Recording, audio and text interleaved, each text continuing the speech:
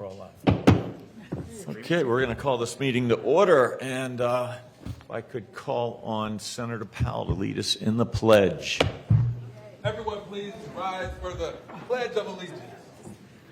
I pledge allegiance To the flag of the United States of America and to the republic for which it stands, one nation, under God, indivisible, with liberty and justice for all. Thank you, Senator. Well, good morning, everybody. Is it still morning? It is. Great. And thank you for joining us for our Joint County Commission Legislative Delegation Workshop. We are excited to be here at Palm Beach Gardens, City Hall. What a great facility, beautiful facility, and it's one of the prettiest I've seen. So thank you for hosting this. I welcome the Board of County Commissioners to our joint workshop this morning, and Commissioner McKinley. Good morning. Good morning. And ask you if you have any. Do you have any opening comments for us? Well, obviously, I am not Mayor Kerner. I am not Kelly Smallridge, and I am not Pam Bondi. It's usually the checklist I have to go through. Mayor Kerner had a last-minute conflict and is not able to join us this morning, but it is wonderful to be here. Of course, I've sat where Todd and Ed sat, so it's nice to be on this side. And actually, during my year as mayor, because of the way session flipped its start times, I actually never got to chair one of these. So it's kind of fun to be able to come back and do this in my last year of office. Chairman Caruso, it's nice to sit side by side with you, and happy to be here today. And I believe we're going to do some introductions, so I will start to my left with Commissioner Bernard. Good morning, everybody. My name is Commissioner Mac Bernard, County Commissioner for District 7. And District 7 includes the town of Lake Park, Riviera Beach, Mangonia Park, parts of West Palm Beach, the town of Haverhill, the town of Palm Beach, Lake Worth Beach, Lantana, Hypoluxo, Boynton Beach, Delray Beach, and some portions of the unincorporated parts of Palm Beach County. It is great to be here. And during this legislative session, most of the districts that I represent includes portions of District 88, and there's a great chance that I will not have a representative during this session. Thanks. It's great to be here. Commissioner Marino. County Commissioner Maria Marino, and I'd like to welcome you all to what was my home for a little bit, City of Palm Beach Gardens. I live about a mile that way. Do we have any Palm Beach Gardens City Council members in the room? Earlier. They left, okay. Well, we did have several in the room earlier. And to do my list of what cities, I hadn't even thought about that. Palm Beach Gardens, Juno Beach, Jupiter, part of Lake Park. Mac and I share part of Lake Park. Part of Riviera Beach in the form of Singer Island, the city of Palm Beach, and Tequesta. And if I missed anybody, I'm sure they'll let me know. But thank you all for being in the city of Palm Beach Gardens and in District 1. Commissioner Weiss. Good morning. It's a pleasure to be with you all this morning. And I'm Greg Weiss. I represent District 2. It's the north central part of Palm Beach County. It encompasses part of West Palm Beach, Green Acres, Glen Ridge, Haverhill, Palm Springs, and I have one street in Lake Clark Shores in my district. Wow. A very small street, I will say. I think there's 3 people who live on it. But I look forward to being with you this morning and talking about the priorities for Palm Beach County and our residents and businesses here. And as Commissioner Bernard stated, I live in District 88, and I will not have a representative in this session. I'm very disappointed about that. Thank you, Commissioner Weiss. And of course, I represent District 6, which includes, Wellington, Royal Palm Beach, Loxahatchee Groves, the city of Westlake, the area of the acreage, West Palm Beach Gardens, Belglade, Pahokee, South Bay, Canal Point, and 70% of the landmass and almost 1,700 square miles of Palm Beach County, including the beautiful area of western Palm Beach County. And I also would like to recognize Ms. Virginia Baker, our county administrator, Todd Bonlaren, our Assistant County Administrator, Ed Chase, who is our Acting Legislative Affairs and Intergovernmental Affairs Director, and I believe we've got Vicki Nolan, who is our Delegation Director. The best team around, and if the rest of Palm Beach County staff who is in the room, if they could stand up and let us recognize you.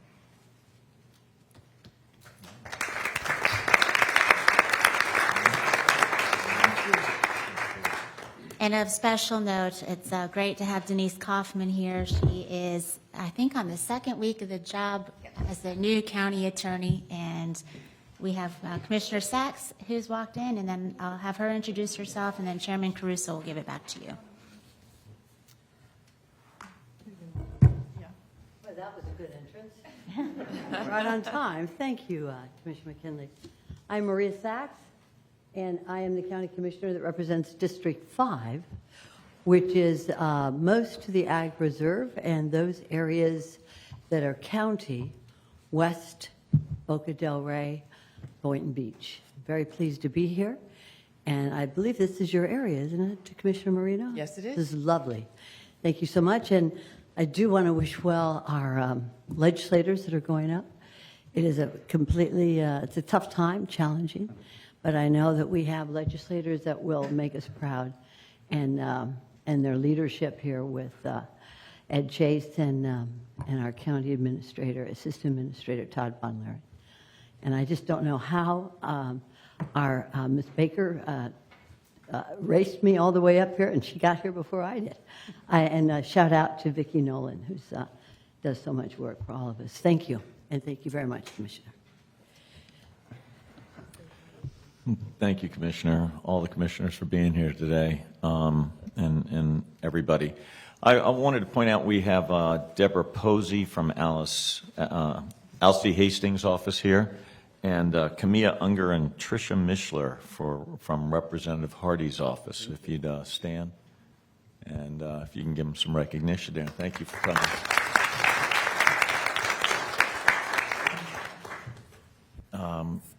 We'll start with introductions. I'm State Representative Mike Caruso. I represent District 89, which runs from the South Boca Deerfield border all the way up to Singer Island. It's about 37 miles along the intercoastal and the ocean. Just wanted to point out to you that my fellow representative, Amari Hardy, won't be in session this year. I'm running a couple of appropriations on his behalf in his district, and I'm open to run if there's any more that anybody from his city, from his district, it feels like they're not getting represented. I'd be happy to run those appropriations on that district's behalf. Absolutely. And then if we'll just start down here with Representative Wilhite. Oh, we'll start over here, if you don't mind, Representative, with Representative Schlossberg. She's hiding from me. I'm Emily Schlossberg. I represent House District 91, Boca del Rey and Boynton Beach, from Military Trail to the Turnpike. And I have with me my legislative assistant, Thomas Wilmoth. Representative Wilhite. Thank you, Mr. Chairman, and thank you for the opportunity to introduce myself. My name is Matt Wilhite. I represent the 86th District in the Florida House, which is Wellington, Loxahatchee Groves, Royal Palm Beach, Haverhill, Green Acres, West Palm Beach, and unincorporated Palm Beach County. I have the best staff in the Florida legislature here with me today, Tom Valio and Melissa Santoro, who do great work for our district and constituents in that district. And I would like to just give a shout out on the eve of Veterans Day tomorrow, a 246th happy birthday to the Marine Corps today. Hoorah. Hoorah. Senator Powell. Thank you, Mr. Chairman. Thank you, Mr. Chair. My name is Bobby Powell, Jr., State Representative representing Senate District 30 in Palm. Senator. Oh, Senator, yes, State Senator. I didn't say that? You said You said Representative. Oh, I said representing Senate District 30 in Palm Beach County. I used to be a representative. Oddly enough, I represented District 88, and I'm also disappointed we won't have a representative this year. But I represent, I'll give you all my cities now. I've never done this, so bear with me. Cloud Lake, Glen Ridge, Haverhill, Jupiter Inlet, Colony, Jupiter, Juno Beach, Lake Park, Lockhatchee Grove, Mangonia Park, North Palm Beach, Palm Beach, Palm Beach Gardens, Palm Beach Shores, Riviera Beach, Royal Palm Beach, Tequesta, West Palm Beach, and West Lake. I'm so glad to be here with you all. Remember, a life of service is a life that counts. And I want to introduce the greatest staff on this side of heaven, attorneys Diane Andre and attorney Kirsty Miles.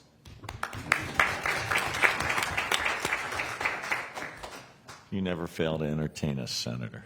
Thank you. Do my Senator Berman, you're up.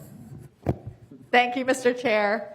I'm Lori Berman. I represent Senate District 31, which has 13 municipalities, but I'm not going to go through them all. I'll just give you the geographic boundaries. It's Delray to Lake Worth, the ocean to the Turnpike. I'm very happy to be here with all of you and to have this meeting with the Board of County Commissioners, and I look forward to a productive meeting. Thank you. Senator Polsky. Right. Oh, and I did forget my staff, and since the, thank you for that reminder, Senator Polsky. And since the bar has been set so high, I will say I have the best staff, and it is Abby Ross and Daniel DeLagrange.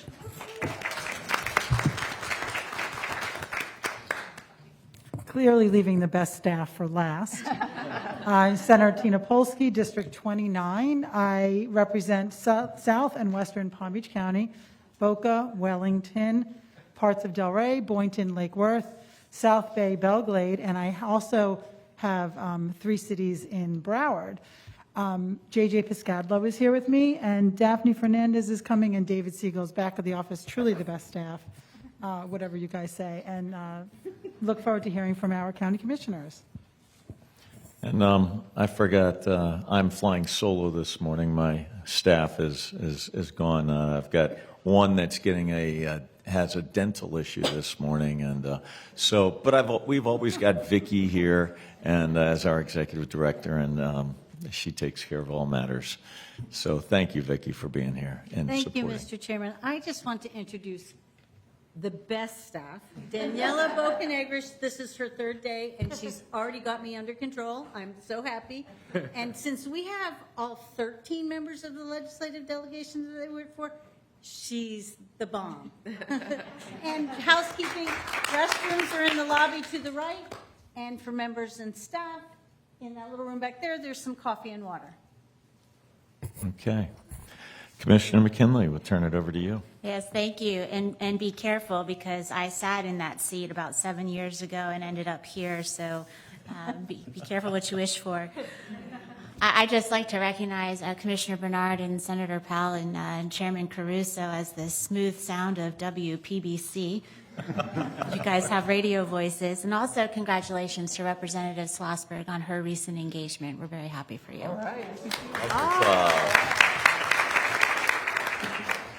So let's roll past a lot of the niceties and the introductions. And the good thing that I didn't have a whole lot of time to prep for this, so I'm going to have to stay on script, which is probably a relief for Todd.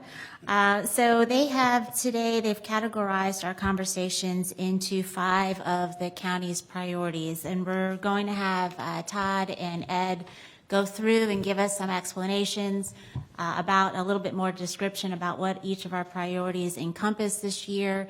After that, we'll invite commissioners and, of course, delegation members to engage in a little back and forth conversation on each as we go through each one of these.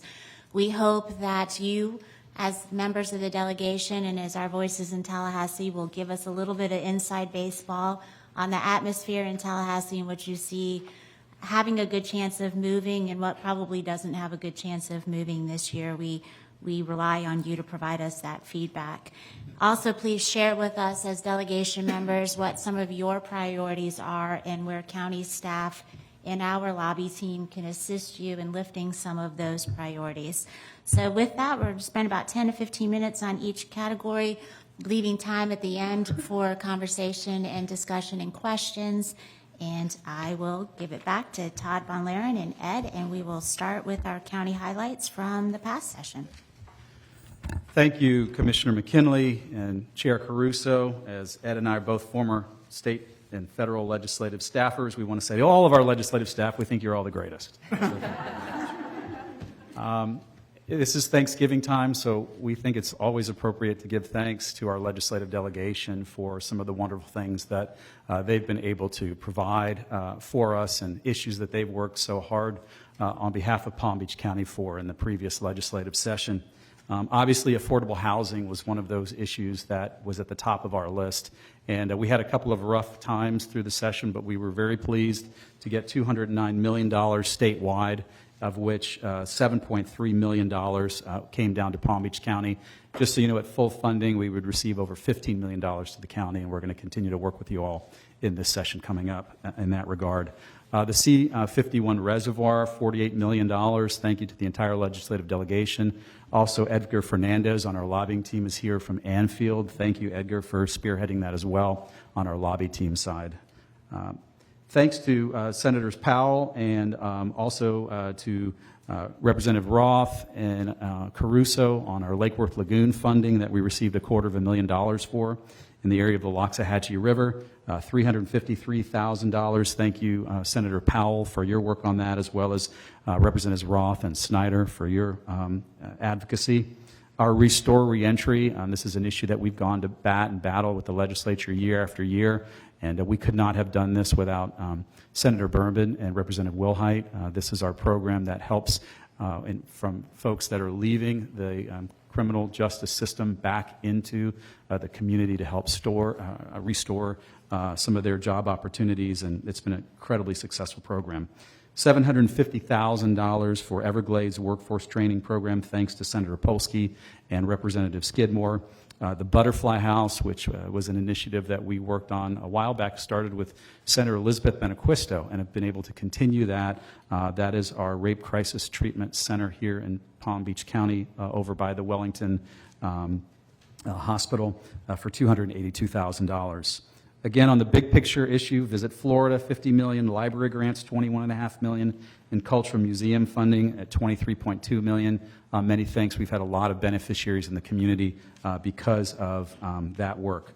Beach management saw a record year of funding at $150 million, of which $11.2 million came back to Palm Beach County. So thank you again, Senator Powell, Representative Caruso, and others. I know that you're always hard at work on some of those.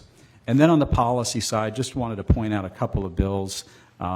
Sober homes legislation, we've been able to do 3 different sober homes bills. Thank you, Senator Harrell and Representative Caruso, for your work, and I know we'll be talking about some other issues this coming session. The Purple Alert Bill, thank you, Senator Berman and Joe Casello. Representative Casello, this will enable some additional resources to go towards adults that have individual disabilities and helping to locate some of those individuals. Gales Law, very important piece of legislation championed by Representative Emily Schlossberg in terms of some of the rape kits that we have had some backlogs on, and we're much appreciated for your work in that regard. And then our shelter public record exemption, this was something that Senator Powell worked with us for a long time, teamed up with some of his Senate colleagues and some other representatives from outside of Palm Beach County to help shield some of the addresses and personal information for folks that go into our emergency shelters from people coming and getting that kind of information and using it for the wrong reasons. So thank you. We know that we're going to have a list that's probably 10 times as long as that after this particular legislation, and we'll get right into our first area, which is economic development. Ed? Good morning, Commissioners. Good morning, Delegation. Good to be with you this morning.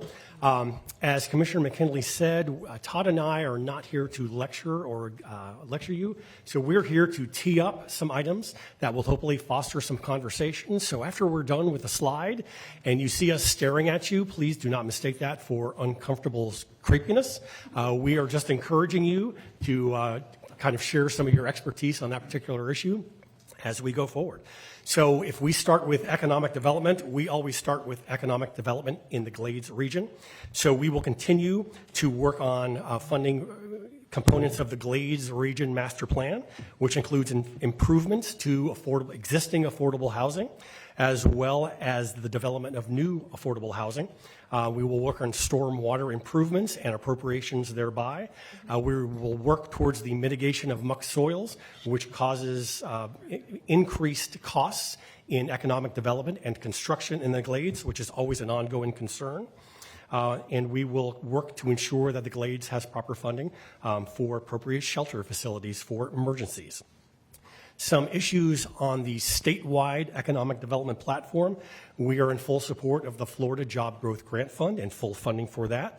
We are also in favor of funding for Enterprise Florida, and not just full funding, but we would like to see an extension for Visit Florida. We find that very important for South Florida's tourism and recreation capabilities.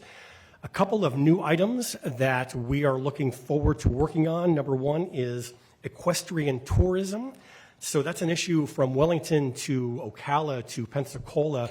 The Florida horse industry is a $6.8 billion economic driver in the state and employs just under 250,000 people in the state of Florida.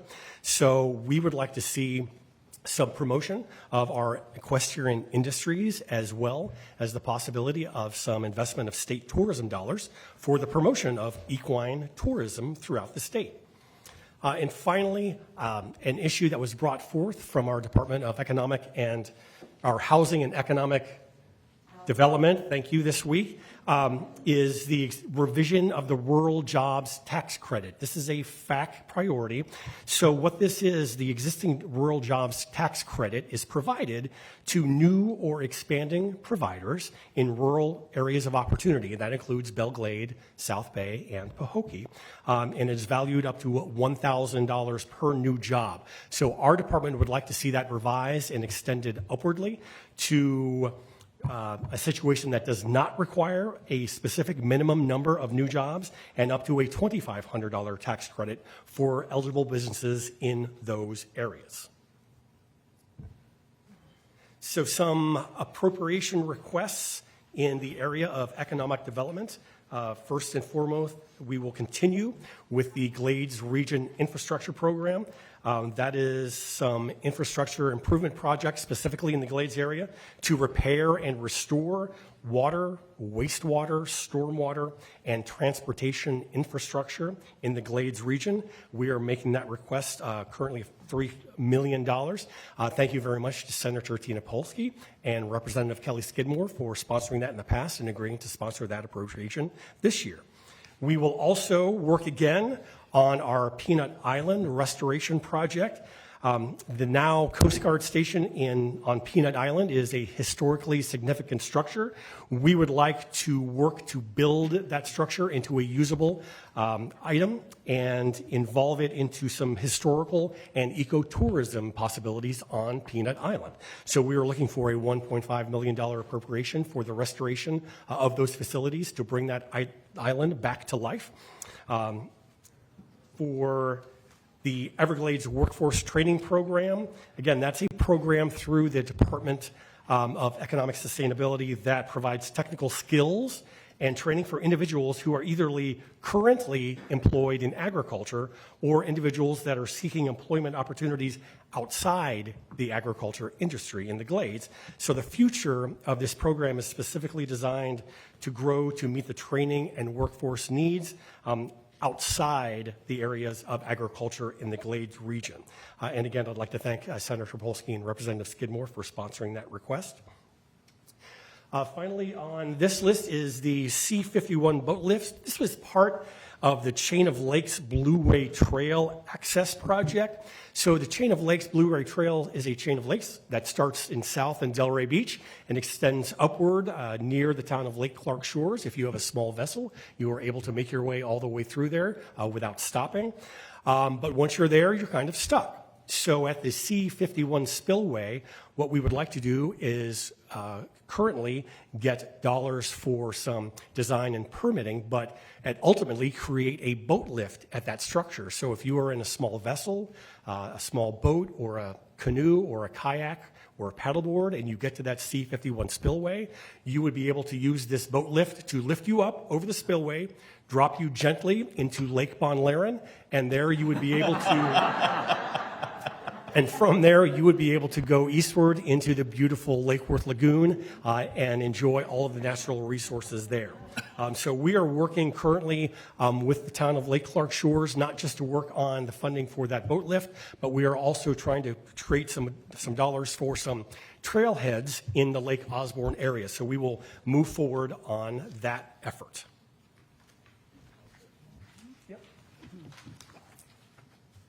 Mr. Chairman and Commissioner McKinley, we'll pause there for a moment, and if there's any items that any board members or delegation members want to discuss within those economic developments, we'll certainly appreciate that.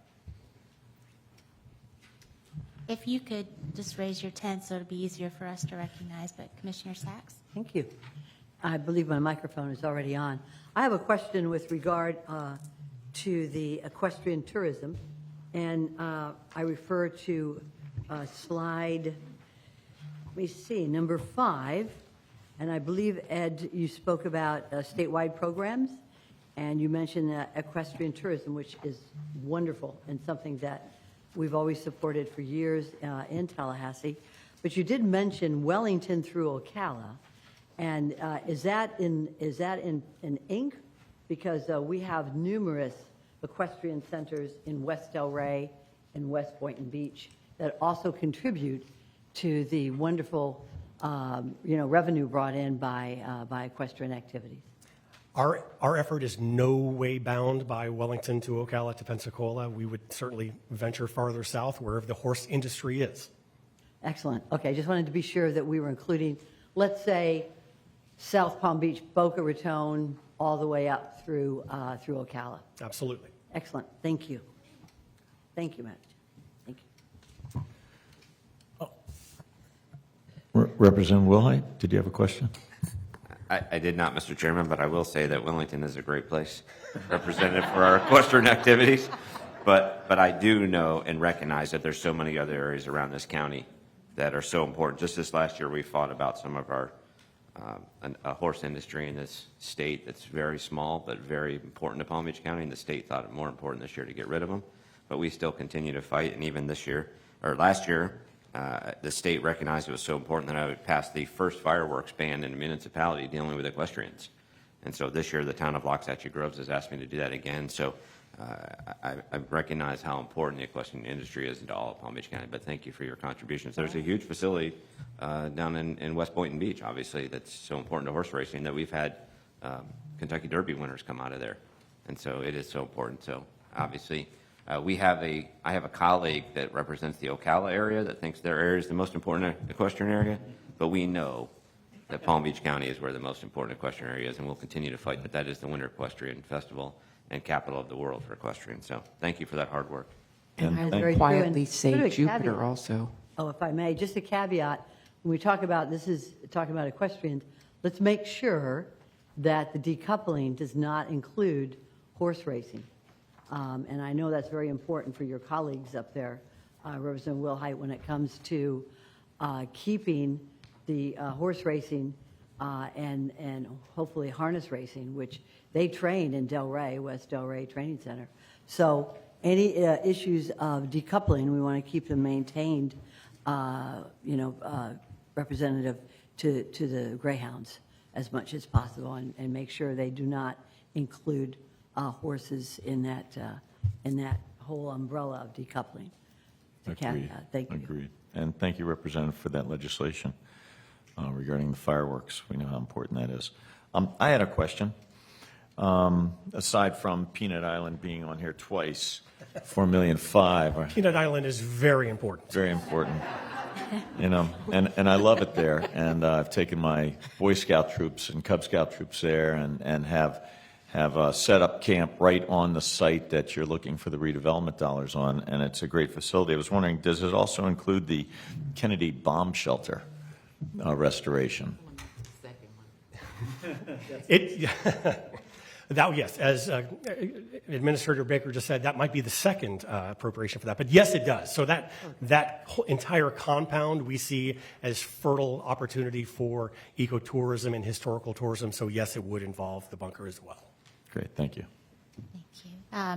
And two things before we move on to the next issue, just so you're aware, one of the reasons that we are asking for the demucking costs to be an eligible expense for some of these economic development grants that are offered by the state is it costs anywhere from $80,000 to $100,000 an acre just to Nyamuck. So when you're trying to do an affordable housing project, it quickly becomes impossible to make the numbers work on those types of projects, which is why we're asking for that expansion. And then on the equestrian issue, I want to thank Ed and Todd for letting me add that in at the last minute.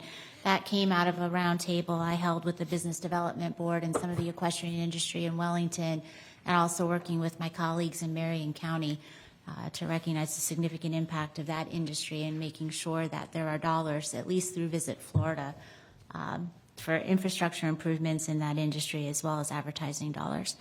The next item we are going to discuss, it looks like it is housing, homelessness, substance use, and mental health. No, actually, Commissioner, we have a couple of infrastructure items just within the economic development infrastructure we'd like to touch on before we move.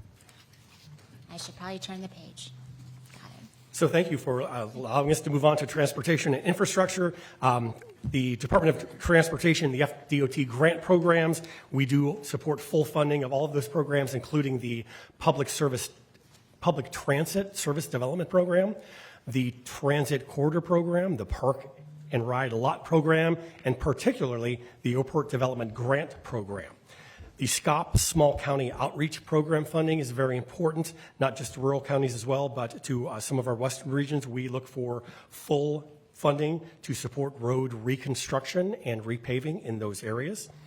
I'd like to thank Senator Harrell and Representative Skidmore for once again sponsoring the name designation for State Road 715 in Pahokee in honor of 2 Palm Beach County Sheriff's Office deputies who were killed in the line of duty in Pahokee back in 2007, Deputy Sheriff Donta Manuel and Deputy Sheriff Jonathan Wallace. This would designate a section of State Road 17 just near the Pahokee Airport in the name of those gentlemen. They were not just law enforcement officers and they were not just public servants, but they are also the best of friends, and we look forward to getting that done this year. A new item that was brought forth by our engineering department is also a FAC priority, is the local fuel tax indexing issue. So we would love to see the alignment of state and counties with the same fuel tax indexing system that would be an index to the CPI. As we know, the current taxing system is not indexed for counties and has lost a tremendous amount of purchasing power due to inflation and general increase in construction costs. And finally, on this, we were looking for full funding for the Rural Infrastructure Fund. The purpose of the Rural Infrastructure Fund is to facilitate access of rural communities to infrastructure funding programs. The budget process last year saw that base funding eliminated and provided only non-recurring funds and limited access only for panhandle counties.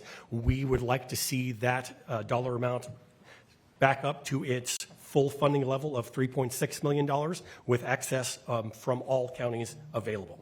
And 2 appropriation items that we are looking to have funded under transportation and infrastructure. One is the Central Palm Beach County Infrastructure Program. We'll get to that, bless you, in just a moment or two with Todd. And the other is the program for transportation disadvantaged bus passes. So in Palm Beach County, under the TD program, eligible customers may qualify for a discounted bus pass, but not a fully cost-free bus pass. So we are looking to have that funded this year. Thank you, Representative Castello. Thank you, Senator Powell, for working on that again, so that people under that program would have the ability and mobility to access employment, medical, and community services. And rounding out the area of economic development infrastructure, on the next page, we just wanted to focus on some issues that you all have been really supportive of us, and it's been a difficult one to, I think, stand with a lot of cities and counties sometimes on in the legislature, and that's the issue of unfunded mandates and state preemptions. We've seen over the last few years record numbers of pieces of legislation that have, tied the hands of local governments to be able to respond as effectively as we'd like to some of our constituents and some of the requests that they have. We all recognize as cities and counties in Palm Beach County that we all look a little different, that we all have different priorities about maybe what we do within our borders, and we appreciate the support of this delegation and working with us to make sure that we can continue to have that level of decision-making. The issue of vacation rentals, another one that falls in line with that train of thought. We've, again, tried to assist some of our residents and neighborhoods that would have liked to seen a little more regulation in that area, but our hands have been tied a bit by some previous pieces of legislation by the Florida legislature, and would like to see that loosened a little bit and partnering with the League of Cities on that issue. And then finally, in the area of tourist development tax, we're very protective about the issues that we can fund within that particular tax. And oftentimes the legislature looks at it to expand the list of things that can be funded, and we're trying not to erode some of those dollars. I mean, beach funding comes into that, a lot of our advertising and marketing dollars, our convention center, some of our stadiums and facilities that we have all encompassed in that. And so we would appreciate trying to do everything you can to keep that intact and that whole. So we'll pause there to round out that section. Commissioner Weiss? Thank you, Commissioner McKinley. I just wanted to add a couple of comments. When we talk about the fuel indexing, and I know, nobody likes to have increased taxes, but this is really a use tax. This is the users helping to fund the continuous reconstruction and construction of our local roads. And as you know, we're seeing an market increase now of electric vehicles. That, of course, are not contributing.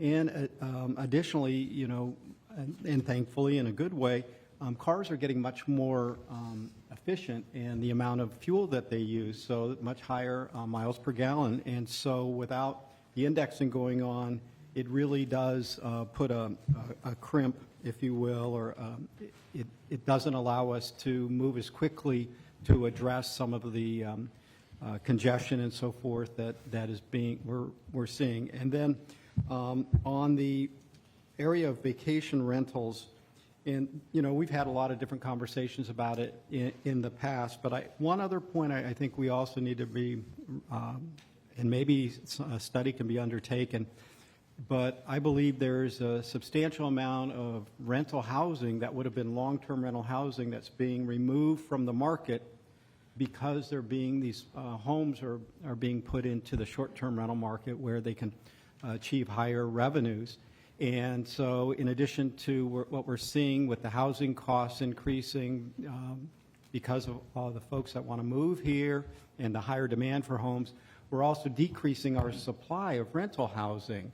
And so the two things working together has put even more pressure. And I think, if we don't have a measurement, I think it's just really looking to you all to be able to deliver that message to the folks. And I know it's happening all around the state. It's not just here in Palm Beach County. So anything you all can do on that, I think, would be greatly appreciated by everybody in the state.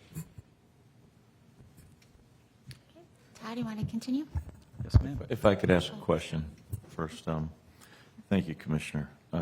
Just wanted, do you have any, could you give us an idea of, with regards to the local fuel tax, what it was with the dollars coming in 10 years ago versus the dollars coming in today in Palm Beach County?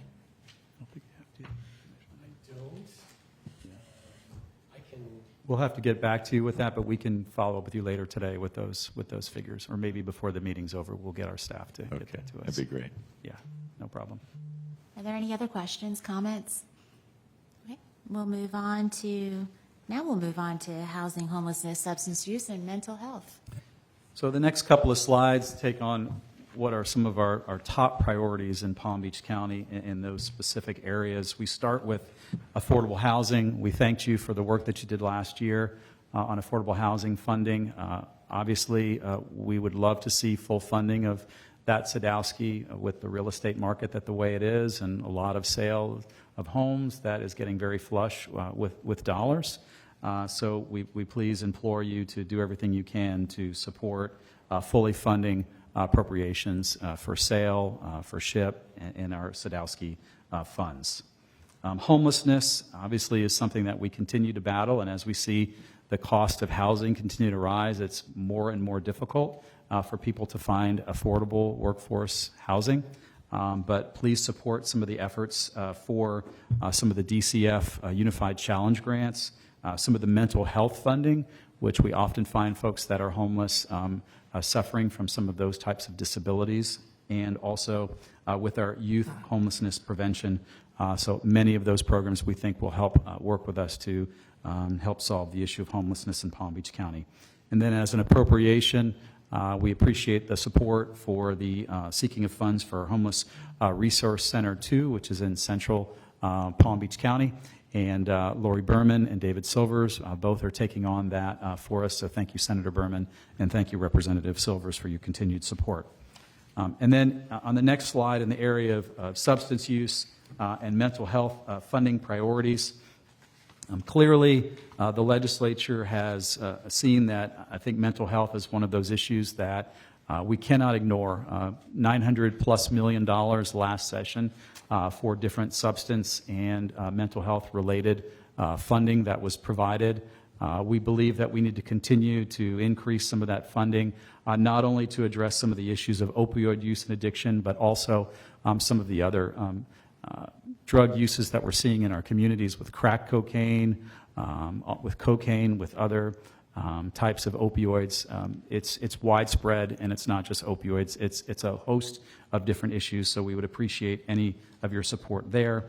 And then finally, in the area of sober homes, the Palm Beach County Sober Homes Task Force has put forth some recommendations for legislation in this coming session, really mostly dealing with the facilities themselves and helping to limit the supervisory to residents numbers.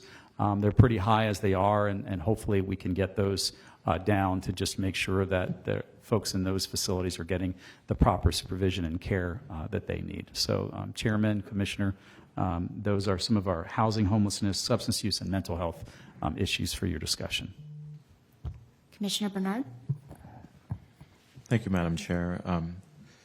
Thank you for the presentation. But Todd, in regards to affordable housing and homelessness, from Tallahassee's perspective, do we have any funding source in regards to helping some of the renters? Because, you know, they're, like in Palm Beach County, we have so many people who are being hit. I know that homeownership is one piece, but what about rental assistance, and do we have that in Tallahassee?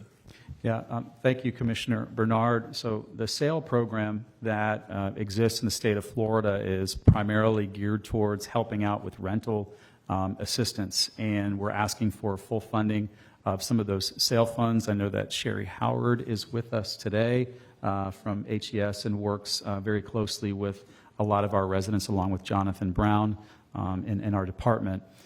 We've also, just so you know, spent a considerable amount of money from CARES funding that we received from the federal government in trying to assist individuals both on the rental side and also on the mortgage side. So I think over the last year and a half, we've seen a lot of money go into the community to do that, and hopefully the legislature will follow suit with full funding of SAIL.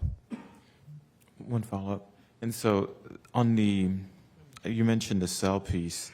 Is it rental assistance in terms of for eviction, or how does that work in regards to providing assistance for some of the renters? We're going to ask Sherry Howard, and James Green is also with us, our Community Services Director, to provide a little bit of additional input for you on that. Thank you very much. Good morning. So there are several state funding streams that we use for rental assistance, including the DCF Unified Grant, but we also use SAIL and SHIP to assist with residents who are at a certain income threshold with rental assistance. Oh, thank you. Senator Berman? Thank you, Madam Chair. Since we lost the Golden Center facility, I was wondering, are we doing anything to try and get more mental health beds in the community?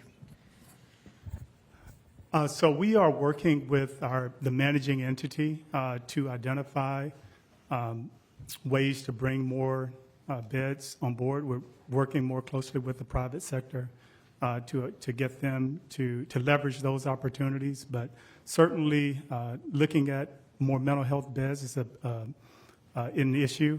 We work with South County Mental Health, and we work with Drug Abuse Foundation very closely to expand the mental health bed opportunities, and anything we can do to bring more providers on board, we're working with the managing entity to do that. Okay. Thank you. Senator Powell? Thank you, Madam Chair. Mr. Green, as it relates to that,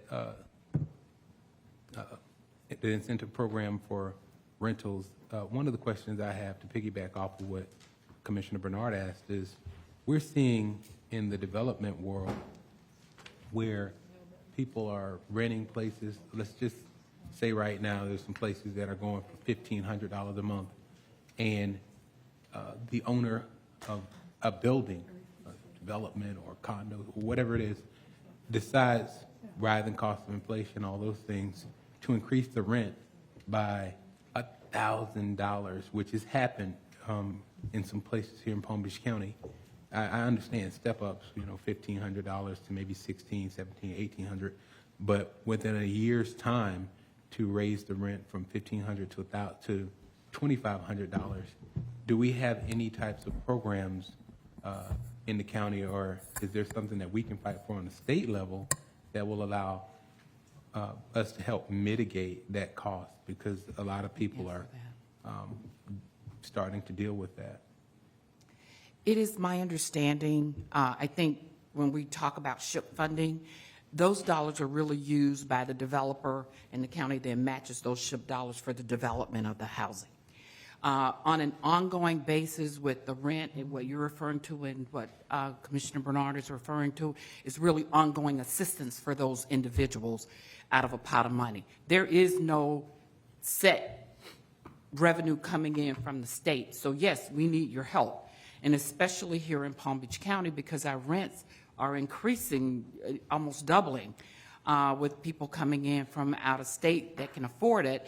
And therefore, the landowners, of course, is maximizing what they can get for their property.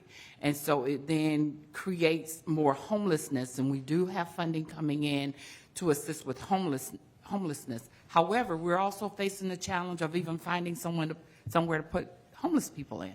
So we do need some additional help from the state on providing dollars that we can, over a period of time, assist people in increased rental rates. Senator? Follow-up. Thank you, County Administrator Baker. Can you explain a little bit the sale program just a little bit more? I know that's the State Department incentive loan program, but exactly how does that work? And if we get funding from this, if the state does send funding as a part of the affordable housing, how much is it, and how much do we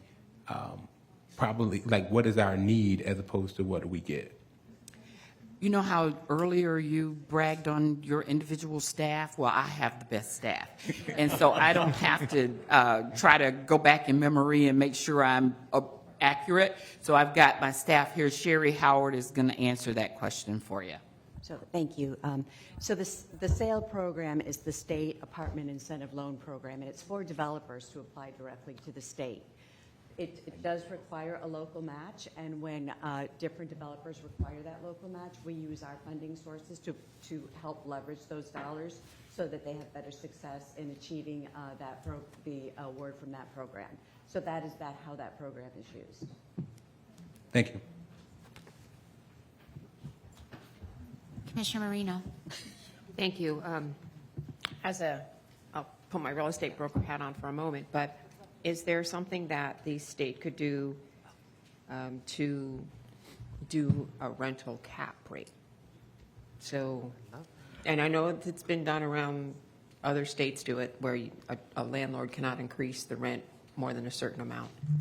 It would actually get rid of a lot of the surprises, but also tenants would know in advance what their rent could possibly go up to. Just a question. I don't even know the legalities of it. I'll let you Just direct putting it that. out there. You can direct that conversation, Mr. Chairman. I don't know where to direct it to. I don't know of anything in process right now that's going to lead to that result. And I haven't heard of any, legislation that's directed to it. But certainly worth discussion, and certainly the problem exists, and affordable housing, and I get calls every day from individuals that their rent is increased significantly, and they're on fixed income, and they've got nowhere to go, and I sit here and think about one woman right now who I was ready to put her in my guest house because she was just had no place to go, no family to go to. So Well, we get those calls in my office, and Mr. Green is very helpful oftentimes, and, sometimes it's a miscommunication, but then sometimes it's the landlord is really just raising the rent astronomically because the market is allowing it. So right, it might be something you want to think of in the future. we'll look into that. Commissioner Bernard? Thank you very much, Madam Chair. I just- Senator Berman's got a comment or a question. Just as a, thank you, Mr. Chair.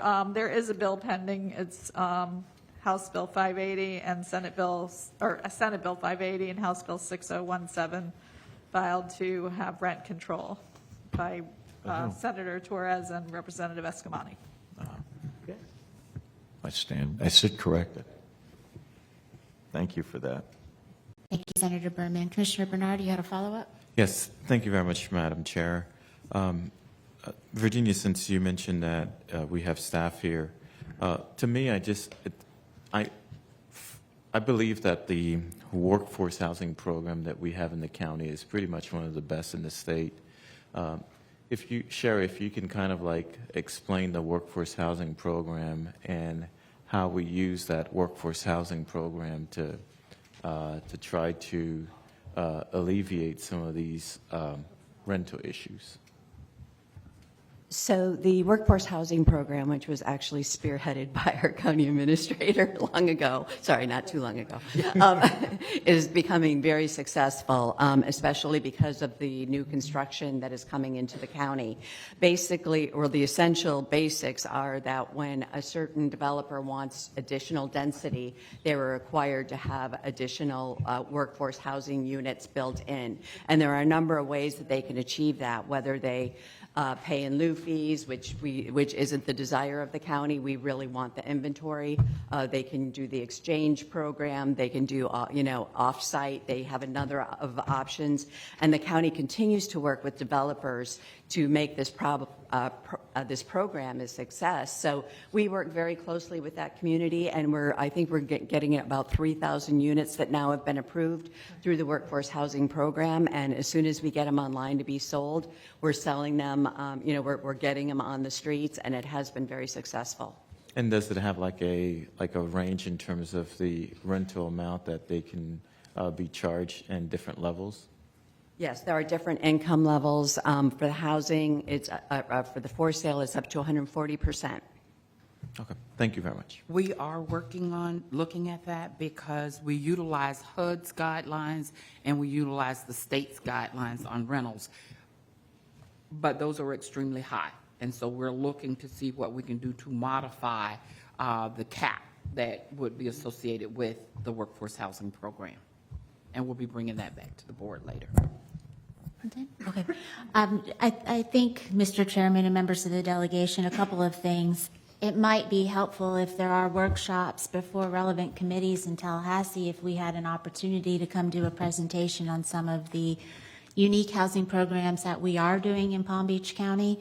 It's not perfect. Developers do push back on us, but it does allow us some flexibility. And I think in the context of home rule and preemptions, keep in mind that we're trying to create these programs to address a need in our community. And it is a need. I've had the privilege of sitting for 5 years on the executive committee of the Business Development Board, and I can tell you in the last year we have lost opportunities, economic development opportunities from companies that were looking at Palm Beach County that said the housing inventory for their executive level is fine, but for their day-to-day worker, they can't afford to live here.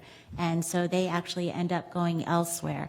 And when we talk about crunches and transportation funding, people who do move here are having to move to Martin or St. Lucie County, which is also starting to price out of the market. I have a friend who bought a house in Highlands County for $210,000.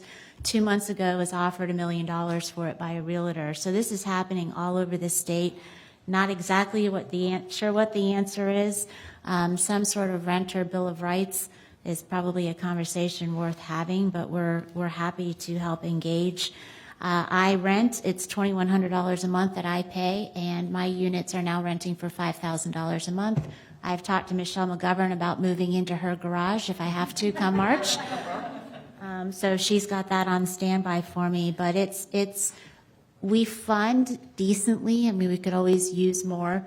We'd love to see all of the Sadowski Trust Fund money come to affordable housing. We've got those programs, but it's the people that are sitting in this room right now that are working for the county that are now starting to get stretched. And then on the substance use and mental health, you may be tasked with helping to appropriate some of the funding that's coming out of these lawsuits that are being settled with the Attorney General's office. The county will receive some direct funding, but the biggest bucket of those funds will come to the legislature. And all I ask is that you make sure that the programs that are funded are medically based, scientifically proven, they're evidence-based, and the more that you can put directly in the hands of local government without making us work our way through a bureaucratic process so that we can get those dollars straight on the street to the people who need them, we would certainly appreciate that. And right now, prescription opioid use has actually gone down in Palm Beach County, and the crisis is fentanyl. And they are lacing everything from cocaine to marijuana. Nobody on the street can really know exactly what they're getting when they buy it. It's a dangerous situation. Our numbers are going through the roof again. Do you have any comments? Absolutely, yes, Commissioner.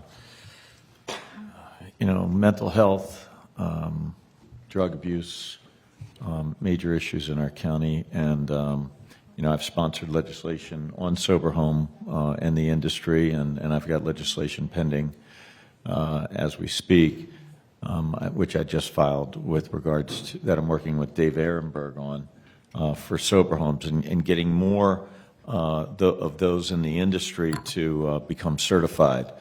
We know there's good actors and bad actors, and once they become certified, then they get on they're the good actors that we need to deal with this situation. Also, Narcan.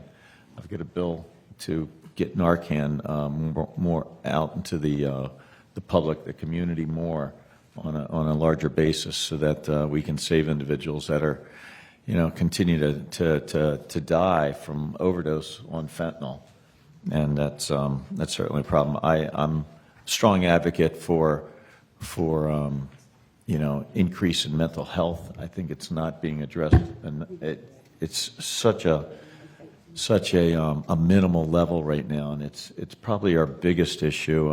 I've dealt with it with even in my family, and there is no, it doesn't matter what financial status or level you're at. Mental health is a problem for everybody, and I never would have guessed that one of my kids alone would be, homeless for 6 years fighting mental health, and we didn't know where he was for 6 years. So it can happen, to any family, and there's just nothing out there right now that really is taking care of the problem. It's putting a Band-Aid on it is the level of attention we address it with, and we need to not just put a Band-Aid on it. We need to, to get it to the point where it's under control, and it takes longer than 30 days that the industry seems to think we can solve the issues with. And it takes a lot longer than 30 days, if not a year or two, that we need to work through to get somebody back to where they're stable and able to function again. And a lot of our mental health self-medicate and on drugs, and they end up dead on our streets because of the fentanyl problems. So always honored to work in that arena, and the fight will never stop. Well, Mr. Chairman, the wonderful thing about having these opportunities to sit down side by side is you always learn something about somebody, and I didn't know your personal affiliation, so thank you so much for sharing that. It certainly puts a different perspective on the reasons why you do such good bills on sober homes and the issue. I also want to thank Senator Berman for everything she's done, mental health first aid, Representative Schlossberg and what she does with trauma-informed care, and Representative Wilhite, what you've done for first responder mental health. And I mean, the list goes on and on. We've got a stellar delegation in this arena. So thank you for sharing your personal story. I don't see any other tent cards up. I'd like to welcome Representative Roth back to the table. Mr. Representative, if you wanted to give a quick introduction. Yes, ma'am. Thank you, Ms. McKinley, and thank you for coming out to Belglade yesterday and your kind remarks yesterday out. Wasn't sure if you saw me out there, Representative. Yeah. I'm Representative Roth. I represent District 85. Welcome to District 85. Palm Beach Gardens is in the center of my district. I do tell people carefully that it is the crown jewel, Palm Beach Gardens. I just came from a grand opening ceremony called Arcadia Gardens 5 minutes away, and of course they were behind schedule. That's why I'm late. But the good news is I represent District 85, and my aide, John Carter, he's there. This is my 6th year as a state representative, and I represent kind of northeast Palm Beach County is the best way to think about it. My district does go all the way out to Arden at 20 Mile Bend on Southern Boulevard and into the in Palm Beach Gardens, North Palm Beach, large district, and it's my privilege to be here. I'm really looking forward to it. I'm sorry I missed the discussion on affordable housing. If you heard about what I said at the previous meeting, that's my issue. So anything I can do to help Palm Beach County to get more workforce housing, more affordable housing, that's my game. Thank you very much for the opportunity. Well, thank you, Representative Roth, and for triggering a memory. I have had a lot of roundtable discussions on the specific area of rural housing. So any type of proviso or small carve out like we've done for some of our road funding that we can do for rural housing would be appreciated.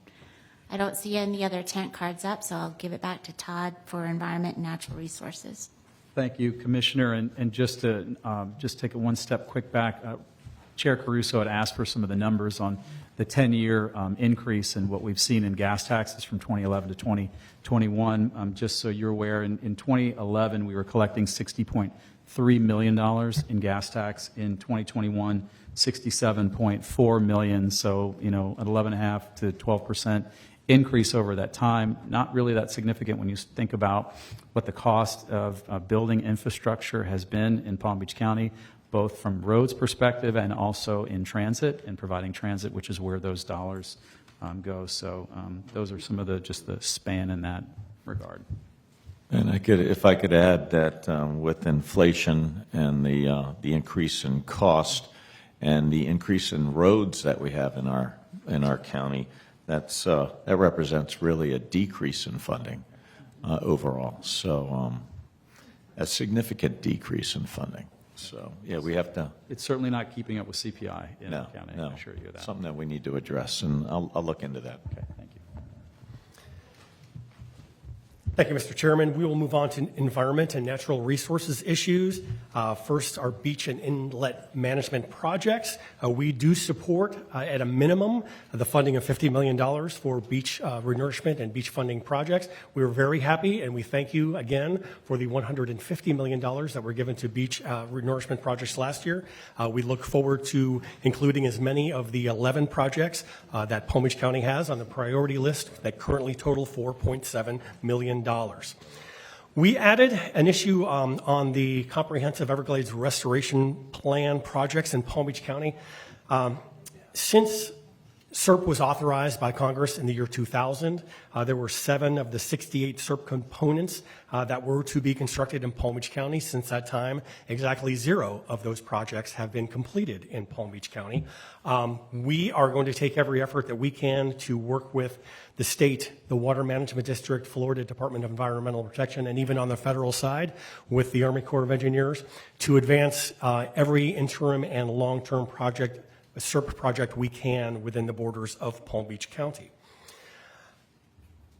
On Palmar lands, those are lands that are in northern Palm Beach County and southern Martin County. We are going to support the purchase of Palmar lands under the Forever Florida program, and we will take every opportunity we can to move that priority issue up the program's partnerships and regional incentives priority list. Commissioner Marino, if you have any other comments on Palmar lands.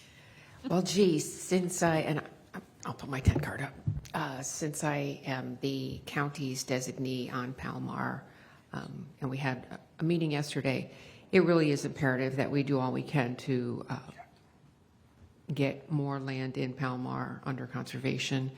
It's turning into a racetrack out there, for lack of a better term. People are just driving across all the different properties, and this is a great place for water storage, for conservation, for wildlife, and it is really being degraded. I mean, if you were to do pictometry and look at the property over the last couple of years, you could really see trails, ATV trails on property that people shouldn't be driving on. So this is really a component of water storage and water conservation that we've used dollars before in Palmar. So I think anything we can do to protect what we have and acquire more would be important, not just for Palm Beach, but also for Martin County and for the connection to the ocean. Thank you, Commissioner. Palm Beach County has also designated $4 million of ARPA funding for Palmar purchases. So we, as a team, say, please prioritize the purchase of Palmar. Can't believe I said that correctly. Thank you. And finally, on this slide, Corbett Levee Phase 2. This is an issue regarding flooding in the near the Indian Trail Improvements District. Back in 2013, the legislative session appropriated $4 million, which is the first half of that levee project, but the second half of that project was never done. So we are looking, and the County Commission fully supports the Florida Department of Environmental Protection, the Florida Fish and Wildlife Conservation Commission, and the Water Management District in securing the remaining funding of $9.3 million to complete Phase 2 of that project. And we would like to thank the legislative delegation for penning a letter to the Board of County Commission in support of that, and we agree with that. Representative Roth, thank you for your efforts on that.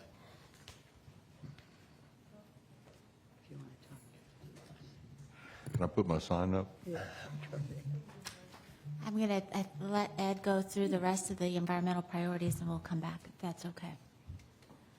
The Board of County Commission continues to oppose any legislation that would authorize more permits to allow oil drilling in the state of Florida, particularly in sensitive areas such as the Everglades and Big Cypress Preserve. We continue to support any additional flexibility we can gain as a county to allow local governments and law enforcement agencies to address at-risk or derelict vessels. It is a continuing issue, particularly in the northern portion of Palm Beach County, and we look forward to supporting any possibility of furtherance of that we can. A couple of environmental appropriation items that we are proposing this year. One is the Lake Okeechobee shoreline restoration. That is a $1.6 million appropriation request. Thank you, Senator Polsky and Representative Skidmore, for sponsoring that. That is to take care of some issues at the lake shoreline that were caused initially by the construction and of the dike itself. So we are looking to move forward on Army Corps of Engineers recommendations on shoreline restoration.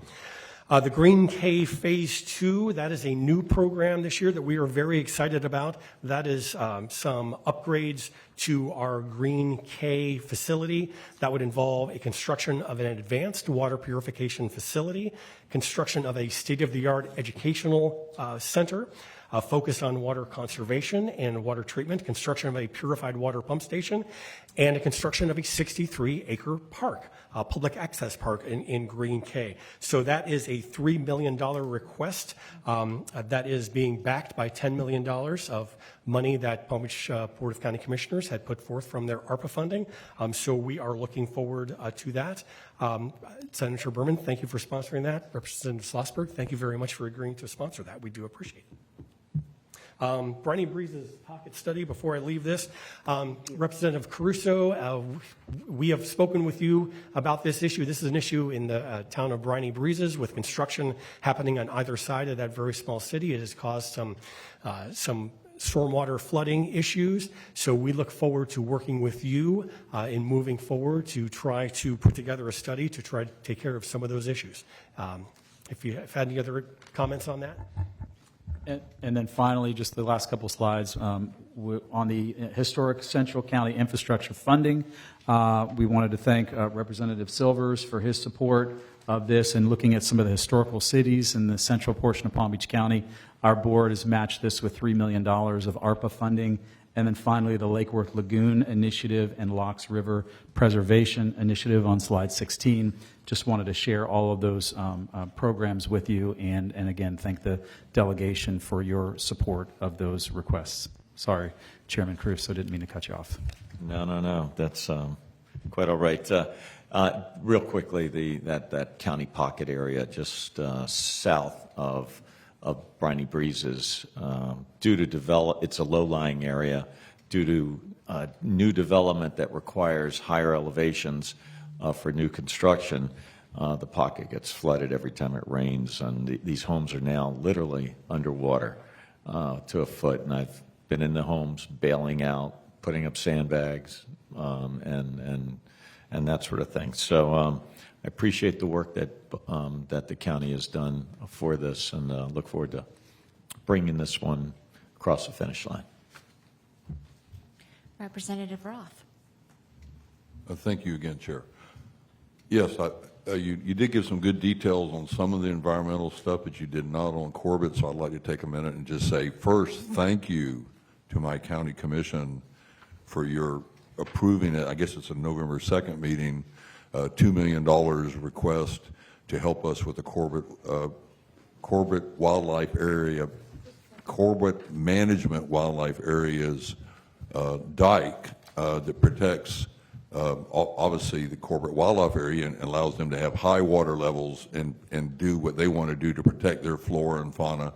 And then, but also it protects people in rural Loxahatchee Indian Trails Improvement District. This really is a great ending to a fiasco. 2012, we had Tropical Storm Isaac. As a farmer, I was saying thank you that it rained 20 inches 10 miles east of my farm and not right on my farm. It just totally flooded Loxahatchee. My son lives there. The fact that he has a big diesel pickup truck means he was able to go to work. People with Priuses like I drive were not able to go to work. There was so much water in that area. Governor Scott came to the rescue, but they only appropriated the money for half of a dike. Folks, half a dike is no dike. Half a fence is no fence. So this is a poster child for government ineptitude, but guess what? This great finish that we can do thanks to our county commission, thanks to DEP, thanks to sea level rise resiliency funding being available, DEP coming in, South Florida Water Management District coming in, the state coming in, Indian Trails Improvement District coming in. This is a great culmination to a bad problem, and I really, really honestly believe that we can get this done, but I do need people on Palm Beach County Day to come and talk to our representatives and senators and say thank you if we can get this done. Want to remind, thank you, Representative. Just want to remind the commissioners and the representatives, senators that we're on a time certain deadline of 12:15, and we've got a lot to cover in the next 15 minutes. So I'm going to go back to you, Todd. Thank you, Chairman. And the final section that we wanted to touch on today is the area of public safety. And wanted to just, the next two slides, I know that one of the issues that you might have spoken about with some of the city officials that were here earlier is that of public records request abuses that they've seen. And we've been supporting our League of Cities on this particular issue to try to do whatever we can to thwart some of the misuse of some of those public records requests. So we'll continue to work with you on that during this session. In terms of some of the newer issues that we're working on, the issue of driving under the influence with impairing substance is not necessarily a new issue for us. It's one that we've had as part of our legislative program, but the Palm Beach Sheriff's Office has put forth a couple of different changes to that we've included in our agenda in terms of the definitions, in addition to the terms of DUIs in there. And really it's looking for individuals that are involved in accidents or pulled over that are on different types of substances. So there's some standard that they're able to look at in terms of how they would charge an individual under that regard. The next issue of building codes is one that obviously since the tragedy in Surfside is one that has been at the forefront of conversations of a lot of local governments. And our board recently had a large workshop on that. And, you know, they feel this issue rises to the level of state involvement and believes that it's incumbent upon the state legislature to take a leading role in looking at this as a statewide issue. It's not often that we ask the state to do those kinds of things, but because of the size, magnitude, coastal areas, buildings that there are all over the state throughout cities and counties, that we would ask the state, and we will monitor and work with the state legislature on any proposals that may come forward. In the area of PACE and property assessed clean energy, this is an issue that we just want to work with the industry on in terms of additional disclosures about what PACE is, what it means on your tax bill, what those financial implications are going forward. So we support the industry, PACE industry, in doing that. And then a few appropriation requests that we just wanted to share with you. We've got a number of Palm Beach County fire rescue requests for different gear and some of our local teams, as well as partnering in some of our construction. And so we look forward to working with several members of the legislative delegation on that. Thank you to Representative Wilhite for spearheading many of those issues for us in the past, and we again look forward to your support and working with us on those particular items. And finally, rounding out the South Florida Fairgrounds Agriplex and Shelter. Many of you have seen this request before. I know Representative Roth has worked on this as well, and we support the South Florida Fair in their efforts to secure some additional dollars for that facility. Ed? We're going to just wrap it up, and then we'll take all questions at the end. Move on quickly to criminal justice issues. Again, we continue to support efforts for reentry for nonviolent offenders. I want to thank Senator Berman and again Representative Wilhite for their work on the Restore appropriation last year for $500,000, and thank them for sponsoring that again this year. We do appreciate that. COPCN preemption. This is a new issue. As you know, Palm Beach County has the responsibility to promote the safe, health, safety, and welfare of its residents by providing for the regulation of life support services.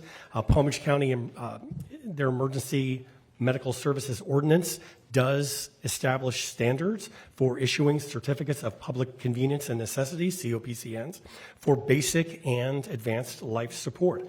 So we are looking for your assistance in opposing any legislative effort to preempt the county's ability to grant COPCNs to EMS providers. Our Public Safety Director, Stephanie Chenaha, Mary Blakely, our Director of Emergency Management, are here. We will be putting together a kind of a one-pager for you to explain to you why that need exists in Palm Beach County and the need for public safety for that to continue. Juvenile Justice Diversion Program expunction. This is a support effort. We support requiring the Department of Law Enforcement to expunge the non-judicial arrest records of certain minors who successfully complete a diversion program, not only for felony offenses, but also misdemeanor offenses. Representative Caruso, we thank you for your work on this in the past. We look forward to working on this with you in the future. Dependency children aging out of foster care. This is also a new issue. This was brought to us by our Youth Services Department, as well as some of our local judges, including Judge Kroll. Currently, if a child is under Department of Juvenile Justice commitment when they turn the age of 18, the Department of Children and Families does not view them as being eligible for the recipiency of extended foster care. So what they are asking for is to have, if an 18-year-old turns 18 under DJJ responsibility, that turning their 18th birthday would satisfy requirements as a qualifying activity and being residing in a supervised living environment when determining eligibility for extended foster care. Keep going. And then finally, we wanted to express our support for our education partners. I know that you're going to be meeting with the school district immediately following, but we do support the school district's legislative program, Florida Atlantic Universities and Palm Beach State Colleges. My wife would not be happy if I said we didn't support that. So, but thank you to the Board of County Commissioners for their efforts in supporting these agendas. It's been a great partnership working with them. And that concludes our staff presentation, Mr. Chairman, Commissioner McKinley, and the board. Okay, I'm going to start with Senator Berman first. If I may, if I take personal privilege, if it's, you don't, I know we're supposed to finish at 12:15. If it's necessary, and it would be nice to extend it another 5 minutes. Vicki, is that something we could do? You're the chair. Okay. She's the boss, and you're the chair. Then we will go an extra 5 minutes. We don't need a vote on it, do we? Okay. Thank you, Commissioner. Senator Berman. Thank you, Madam Chair. So a few things. The DUI, the changing the definition of impairment is a bill that I have. It's Bill 436, along with Rep. Casello. So thank you for supporting that. I also have another bill that I'd like you to consider supporting. It's the Safe Waterways Act. It's Senate Bill 604. And what it says is if you have an impaired waterway, which is often impaired by fecal bacteria, that you have to put a sign up at that waterway so that people know that they should not be recreating in that area, or actually they should have a warning that they're recreating in that area. And then so I'd like the County Commission to please consider that also. The other thing I want to do is I want to commend all of you and thank you for the weekly meetings that we had for COVID during the last year and a half. It's been so helpful. You've done an amazing job on that, and also I want to commend you the way that you have distributed the money that you've received from the American Recovery Act. You've done it in a really responsible manner, and it's been very helpful to the citizens of Palm Beach County, and I know we now have hopefully some nice infrastructure money coming down because of the recently passed infrastructure bill, and I know and hope that we will all work together on that to make sure it also is transformative here for Palm Beach County. So thank you for everything you've done. We really enjoy being partners with all of you in representing Palm Beach County, and we love all the support we get, especially when you come up to Tallahassee. So thank you. Thank you. Amen. Representative Schlossberg. Thank you, Chairwoman. I want to also thank Todd, Ed, Virginia, and Vicki for that wonderful presentation, and thank you to the County Commission. It was a wonderful presentation. I do have a bill regarding public safety that I would also like you to support. In 2018, we received a study from the Department of Education, and what it said was that on any given day, over 12,000 school buses are overtaken. When they're stopped and the long arm is out, kids are walking to the bus to get on and off the school bus. Cars are disregarding that stop arm. And currently, we do not have the resources for law enforcement to follow every single school bus to every single school bus stop. We don't have it. So what the bill would do, it would allow school districts at their option to put cameras on the long arm to allow them to catch violators. And it would say you are being recorded. And this just happened about 3 weeks ago. 10-year-old Yesenia Gonzalez Rodriguez was walking to her school bus in Fort Pierce when the long arm was out on the school bus and a car just disregarded that stop sign and ran her over, and she was killed. This is a huge problem, and Senator Berman and I have been working on this school bus legislation for the past few years. Last session, we got it moved in a few committees, and hopefully we can get it further along and possibly pass this session. So I'd really like the County Commission's support on this. this legislation. Do you have a bill number on that? Yeah, it is House Bill 179. Thank you, Representative. Commissioner Weiss. Thank you, Chair. As we're getting ready to wrap up, one of the things I wanted to mention to you all is with the bipartisan infrastructure bill that was signed, there was about $65 billion in funding for broadband expansion in the United States. And so the state will be receiving an allocation of that. 2 years ago, you had legislation that created the Office of Broadband. We're Florida Association of Counties. I'm serving on the Presidential Select Committee on Broadband, and we are working with them to help them gather some information that they're interested in having. But I think you can expect that there's going to be legislation coming forward on the grant programs. They're going to be looking for guidance on how the grant programs are going to be, and funding is going to be allocated. And I just wanted to reach out to you all and let you all know I'm happy to be a resource to you, as well as the rest of our committee from the Florida Association of Counties, and that if you need, you want a sounding board of what's coming in front of you and more clarity or definition and what our opinion is of what's being proposed, we're happy to do that for you. Thank you. And Representative Clemens has been a great partner on that, by the way. Representative Wilhite. Thank you, Madam Chair. Just a couple of follow-up things, too. I do appreciate everything that staff is doing and working on. Obviously, being in the public safety sector, I'll assist you with whatever I can.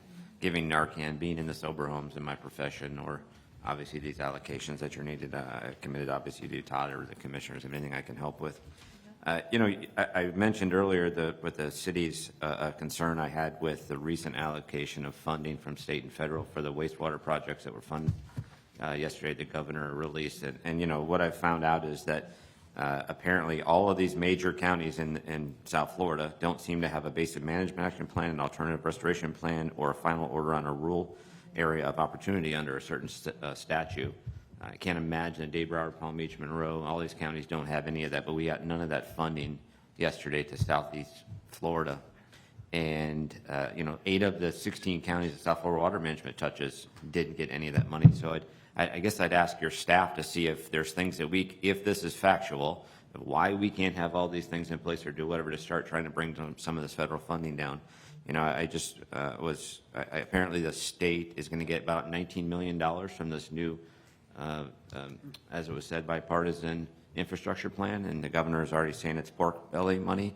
But it is money that I know each and every one of you know you need in your districts for road projects and bridges and infrastructure, and as Commissioner Weiss said, broadband and those different things. I mean, our school board had to work so hard to get our kids broadband during the pandemic, they couldn't even get access to education. So, hopefully we will put that to good use, and hopefully we will all work collaboratively to bring as much as we can back to Palm Beach County this year. So thank you for the opportunity to meet with you and offer your staff's assistance, and look forward to seeing you in Tallahassee. Thank you. Thank you, Representative. I can tell you, hearing from my colleagues around the state, there's some level of frustration about the number or the amount of dollars that has come to South Florida in terms of Everglades restoration and Lake Okeechobee response, that other areas that have impaired water bodies that are dealing with algal blooms, they're getting a little frustrated that they're not getting the love that we seem to be getting in South Florida. So it doesn't surprise me that some of those allocations are being focused elsewhere, given the amount of money we've received in the past. But certainly a conversation, because our efforts can't stop. They need to continue. Chairman Caruso, I'll wrap it up, but I'm going to let you speak first, and then I'll wrap it up. Oh, I'm sorry. Maria Marino. Commissioner Marino, I'm sorry. I didn't see you over there. That's okay. Well, it's the new one here, so it's okay. Well, we are in your home, so sorry about that. And you are in my previous home. So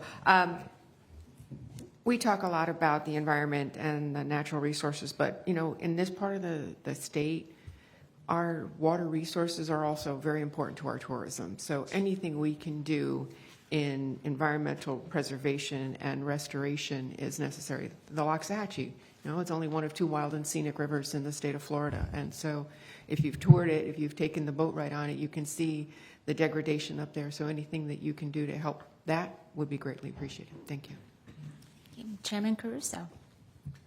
Thank you, Commissioner McKinley. I first want to thank Todd and Ed for the great presentation, and not just that, but all the hard work that you all do in the county to, for the county and all the residents of Palm Beach County, and in getting that information to us on a continual, regular basis. I mean, I call, you guys answer, and I'm sure that's the same way with everybody else sitting here on the panel. And so thank you, thank you, thank you. And Virginia Baker, just thank you for all the work and your leadership throughout this whole pandemic that we've had, and the commission and their work throughout this pandemic. I want to say thank you. You were bold and courageous, and I think we always knew what direction we were in, and there was no ambiguity or hesitation. So thank you for that. And not that we're done with it, but it's certainly, I feel like we're moving there, and with the new vaccines and all. So and your work with the vaccines, my gosh, and testing. I tell everybody out there, endless hours of work by everybody in Palm Beach County, and Vicki, and it just names everybody here and everybody that's not here. The work that took place with regards to making sure we all got tested and that we all got vaccines, and making those opportunities so easily available for us. So thank you, thank you, thank you.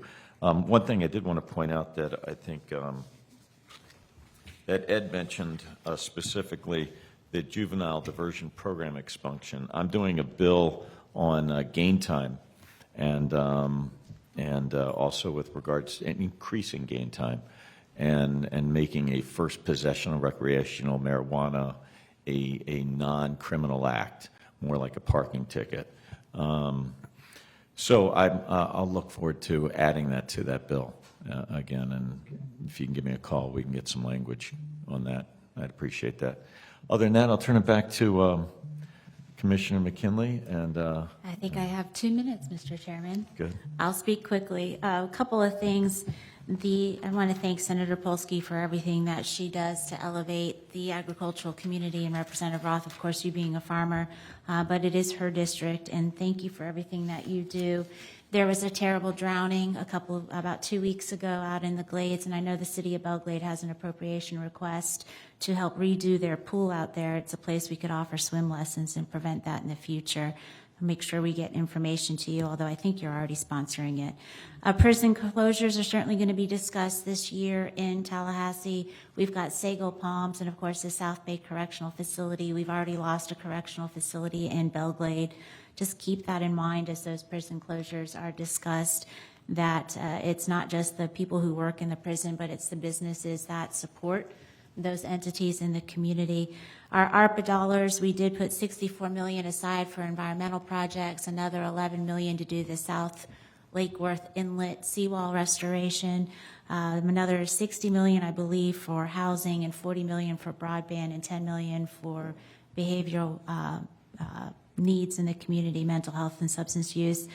I heard Senator Simpson last night say that he will look into a third phase of funding for C-51. We're going to hold his feet to the fire on that one. And thank you, Representative Roth, for making that happen. I promise you, for 7 years, I have lobbied the legislature on the Corbett levy funding, so happy to see it finally. We needed the Water Management District to come on board. They finally did, and hopefully this is the year. And then just the elephant in the room. There's a special session coming up, and there's going to be a lot of bills related to COVID that are the topics of that special session. And in the same breath that you don't like Washington telling Florida what to do, local government doesn't like the state always telling us what to do. So we have all put our best foot forward in trying to respond to the individual needs in our community through this pandemic. It is going to be with us. This virus is not going anywhere, but we're learning to mitigate it, and we have prevention efforts in place. I am unapologetically pro-choice. that I'm not supportive of vaccine mandates either. I'm supportive of giving employees a choice. But please give local governments a choice when you're in Tallahassee. And, you know, you can't tell Washington you hate it when they do it and then do it to local governments. So just keep that in mind in your conversations. We have the best delegation in the state of Florida. It's an honor to work with your team. I want to also thank all the staff that are here representing members that weren't able to be here today. Thank you for everything you do. I know as a staffer that it's the staff that does everything, not the elected member. And then thank you to Todd and Ed and Vicki for getting us here today.